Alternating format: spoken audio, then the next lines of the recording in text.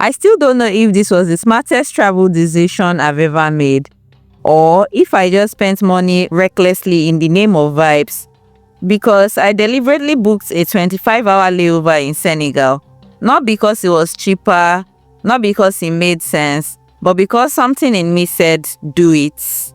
And I have like a long layover in Dakar. And honestly, that one decision changed the entire trip for me.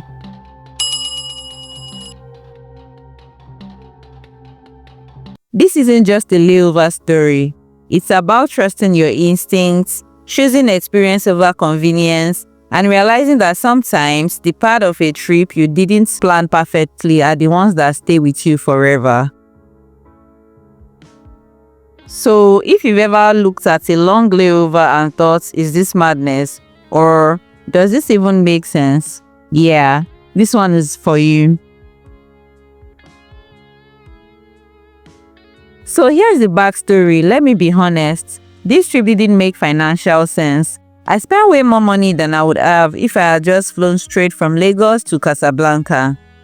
I was already planning to travel to Morocco for AFCON, and also beyond AFCON, seeing the country's beauty, most especially in winter. The normal thing to do would have been flying from Lagos to Casablanca. Straight, simple, done. But instead, I rerouted my entire trip just to experience Senegal. I booked a flight from Abidjan to Morocco using Air Senegal. And before you ask, no, it wasn't cheaper. In fact, I spent way more money than I needed to. But I did it because 1, I wanted to visit more than one country on this trip. 2, and when I saw a 25 hours layover in Dakar, something in me lit up, because Senegal has always been a bucket list country for me. Always. So the moment I saw that layover, even before I paid for the flights, I had already decided I am stepping out of that airport. Good morning. So it's time to leave Morocco. And honestly, I don't want to go, but gotta go. So I am flying back to Cote d'Ivoire from Morocco, and I have like a long layover in Dakar. So I have about a 25 hours layover in Dakar, and then I intend to explore Dakar and just see a couple of places if I can. But I know that at least I'll be able to see the African Renaissance monument. Wish me luck, fingers crossed. Honestly, I feel exhausted about it, just thinking about it, but I'll let you guys know how that goes. Bye. I landed at Dakar Airport around noon. First thing I did was change clothes immediately. I was coming from a winter destination, and Senegal said, "Madam, remove that jacket."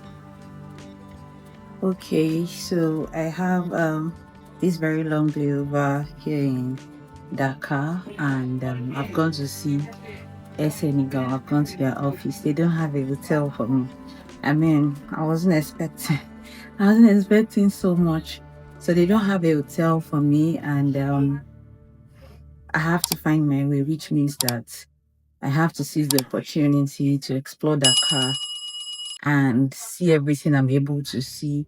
My flight is 5 a.m. tomorrow, according to them, but I'm going to have to come back to the airport and, sleep here. I think that's what I'm gonna do. So yeah, come with me. Let's spend my transit in Dakar together. It was warm and it was almost hot, but it was also very windy. And honestly, my first impression of the airport surprised me. The interior wasn't bad at all. And the e-gates, there were so many, like more than I have ever seen before. Now, don't get me wrong, the queues were long, very long. But once you reach those e-gates, things moved. Immigration was smooth, Staff were friendly, no unnecessary stress. And just like that, I was in Senegal. And at that point, I had no idea the best part of the layover hadn't even started. The moment I stepped outside the airport, the first thing I did was to buy a SIM card. Then I faced my next challenge, transport. Now here's the thing, I don't speak French at all. But thankfully, it was this man coordinating taxis, basically acting as an interpreter between drivers and passengers like me. Okay, so I actually just thought of something. I literally spoke to somebody at the airport. I think he's the one that is in charge of like the taxis in the airport, and he spoke to my driver. He gave me a price. I negotiated because of course I had to, and we agreed. And instead of just a ride, I hired the driver for the whole day. And my plan was loose but very intentional. And I've not even confirmed from my driver if he understood the plan. I don't know if he does. I don't know if he doesn't, but I really hope he does. I'm actually gonna have to do that now. To be on the safe side, I would have to use like Google Translate to be sure that he knows what we are doing. Because I don't think it would be nice for me to pay that amount of money and then it would then disappear on me. Okay, so I am in the taxi now, and I am en route. I am en route Dakar. I'm in transit too. I'm like exploring Dakar, and I feel like this costs so much, and I don't know honestly, but I feel like it costs a lot. So this guy is charging me 50,000 CFA for to go to the Renaissance Monument and Goree Island as well. After which I'm gonna have dinner and I'll come back to the airport. So let's see how this goes. I feel like that's enough money, man. But it is what it is. First on my list of places to see in Dakar is Africa Renaissance Monument. Second is the ports of Goree Island and then Goree Island itself. And then somewhere to eat dinner, then back to the airport later at night. And at that point, I was very nervous, but it was the kind of excited nervous. Not scared, just aware. The airport was far from the city, and that long drive gave me time to realize I was really doing this. We started with the African Renaissance Monument. I didn't even go inside, but seeing it with my own eyes, this was a moment. It felt surreal. The monument is massive. It stands there like he knows what it represents. And as the wind was blowing, like really blowing, I just stood there thinking, wow, I've actually wanted to see this place for years. Sometimes it's not about doing everything. Sometimes it's just about being there. That alone already felt special.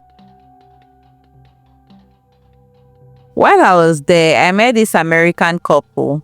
They were kind, helped me take pictures, and they were really chill people. I asked them if they had any information about Goree Island, and they mentioned the time of the next ferry. And immediately, my brain switched gears because I wanted to see Goree in daylight. So I ran back to the car and told my driver, let's go now. You guys, this is like the craziest thing I have had to do in my life. I spent about 5 minutes, just 5 minutes at that monument because I'm actually rushing to Goree Island. The next ferry leaves for 4, and this is to 4. I don't even know how long it's gonna take us there, but I know it's quite far from here. So I'm in a hurry. You people did not tell me that this is what it looks like when you are trying to maximize your layover. This is crazy. We got to the port and I missed the 4 p.m. ferry by minutes. Boarding had already closed. And honestly, I was annoyed. Like seriously, after all of this. But, and this is important, missing that ferry changed everything. I missed the ferry. So I have to wait until 5. The next one goes around 5 p.m. So I have to come back here by 5. As I want to cry. I waited for the 5 p.m. ferry. And because I'm African, I paid a different price for the ferry. And honestly, that moment made me feel like I belonged. Senegal citizens pay lower, while other citizens of other continents pay way higher than all of us. Okay, so I finally see the 5 p.m. boat, and it's actually not so full anyway. I got to be full to the brim, and like the boat that came now, it was full to the brim, and this is not as full as that.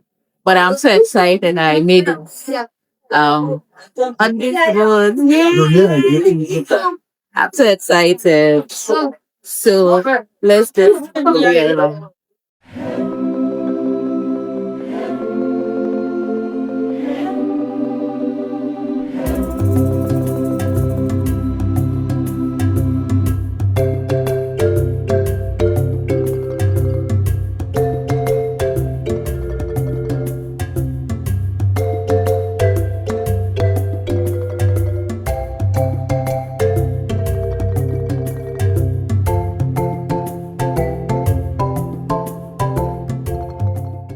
On the boat, I met this Gambian Senegalese couple and their friends, and from the jump, it was good energy. We started talking, and next thing you know, we did the entire Goree Island experience together. They even paid for my entrance into the House of Slaves.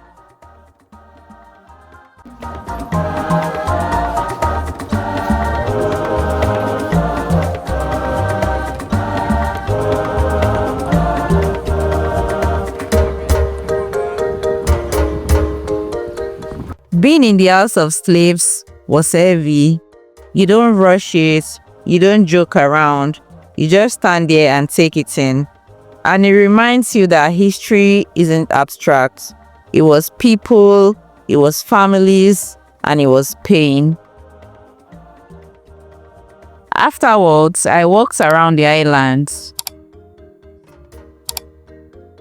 And what struck me most was how calm it was. So peaceful, almost unsettling, knowing what that place represents. Going back, the crowd was intense. It was windy, cold, and packed. Most people sat at the lower deck. I didn't get a seat there, so I ended up on the upper deck again. At first, I was like, this cold again. Then a man started singing. One voice, then another, then people joined in. Then someone started dancing. Suddenly, the whole boat was alive.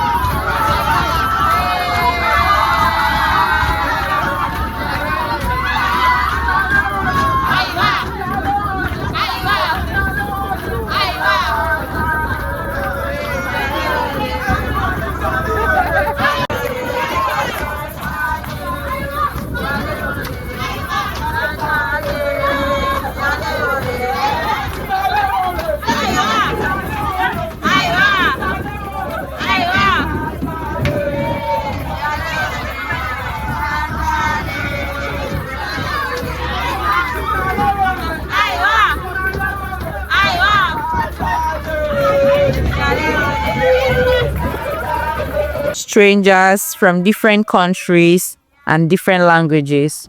But in that moment, we were just Africans together. And I remember thinking, this is it. This is the moment. That ferry ride alone made the layover worth it.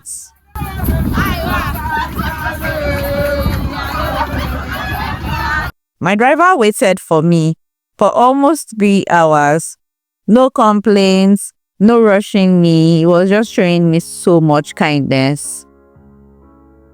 He even took me to eat close to the airport. I ate something I couldn't pronounce, something I couldn't fully understand, but it tasted good, and somehow that felt like Senegal. I didn't stay in a hotel. Air Senegal doesn't provide accommodation for economy passengers, I guess. So yeah, I was tired. I didn't see everything. I didn't go inside the monuments. I didn't even have enough time.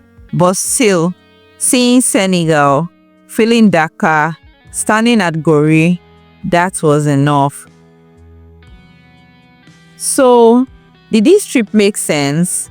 Financially, let's not discuss that. But in experience, absolutely. This layover taught me something simple. When you want to do something, just do it. Because money comes and goes, but moments like this, they stay with you. And sometimes, the detours become the story. If you've ever thought about doing a long layover, especially in Africa, I hope this helps you decide and shows you it can be more than waiting around. And if you enjoy honest and real travel stories like this, please like this video, subscribe to my channel, and share it with someone who loves to travel like this. And I'll see you in my next video, because more real travel stories are coming. Trust me.